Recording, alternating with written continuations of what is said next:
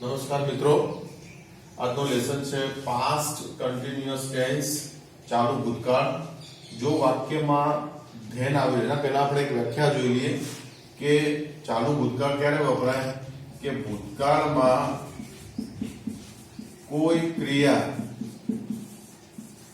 ક્રિયા ચાલી રહી હતી તે દર્શાવવા માટે આ કાળનો ઉપયોગ થાય છે. ભૂતકાળમાં કોઈ ક્રિયા ચાલી રહી હતી દર્શાવવા માટે ઉપયોગ થાય છે. જો વાક્યમાં then હોય, THEN, at that time હોય, at that moment હોય, જેવા શબ્દો વાક્યમાં અંતે આવેલા હોય અથવા when કે while થી એક વાક્યમાં સાદો ભૂતકાળ હોય, keep in the mind, સાદો ભૂતકાળ હોય એટલે કે verb to હોય અથવા did not વાળું વાક્ય આવેલું હોય તો બીજા વાક્યમાં આ કાળ આવે છે. એની એક્ટિવ વાક્યરચના જોઈએ તો was were સાથે verb ing આવશે અને પેસિવમાં was were being verb 3 આવશે. ખાસ યાદ રાખો. પણ એના પહેલા થોડો બેઝિક કોન્સેપ્ટ જોઈ લઈએ.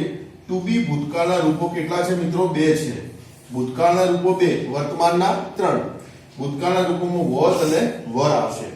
ત્યારબાદ આપણે એની બેઝિક ખાલી જગ્યાઓ જોઈએ પહેલા કે કોની સાથે was આવે કોની સાથે were આવે.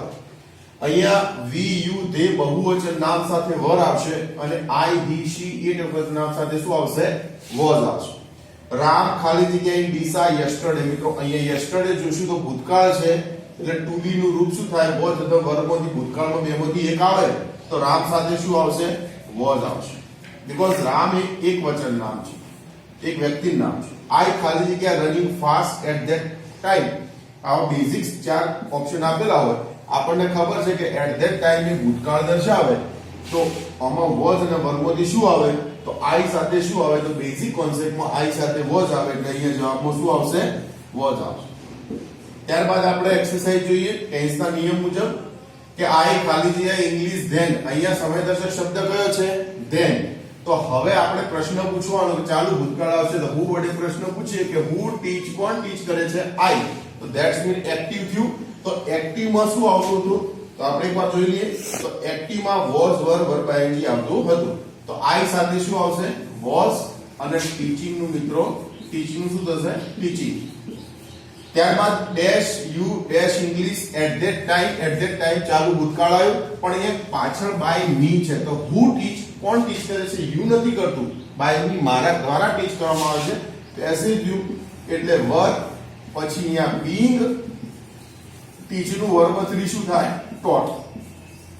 ખાસ યાદ રાખવાનું.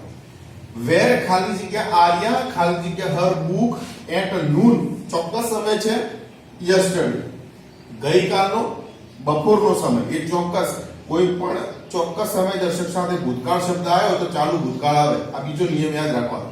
હવે હુ હાઈડ, કોણ હાઈડ કરે છે? આર્યા. તો આર્યા સાથે શું આવશે? was અને હાઈડ નું શું થશે મિત્રો? હાઇડિંગ.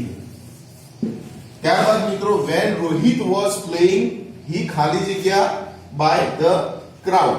તો રોહિત પ્લેઇંગ કરે છે, he ખાલી જગ્યા by the crowd. તો હુ ચીયર કોણ કરે છે? he કરે છે. he તો રોહિત માટે વપરાય છે. ક્રાઉડ ચીયર કરે. ધેટ મીન હુ વડે પ્રશ્ન પૂછતા ખાલી જગ્યા પછી જવાબ આવશે. પેસિવ થશે was being cheered. આટલું યાદ રાખવાનું ખાસ. ત્યારબાદ ઈટ ખાલી જગ્યા when I went out. તો હુ રેઇન, તો રેઇન તો અહીંયા ઈટ રેઇન માટે જ વપરાય છે એટલે બેઝિકલી was raining આન્સર આવશે. ઓકે, ખાસ આ વસ્તુ યાદ રાખવાની છે. ખાસ બીજો નિયમ યાદ રાખવાનો કે ચોક્કસ સમય પ્લસ ભૂતકાળ સમય દર્શાવતો શબ્દ હોય તો ચાલુ ભૂતકાળ આવે. આટલું યાદ રાખવાનું.